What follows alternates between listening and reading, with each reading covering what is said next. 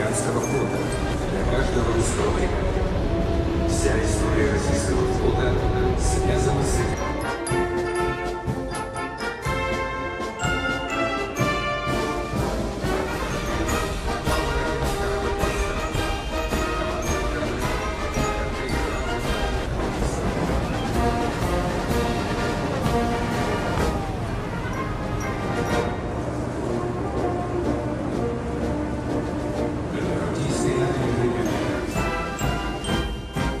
Начинается морская часть парада.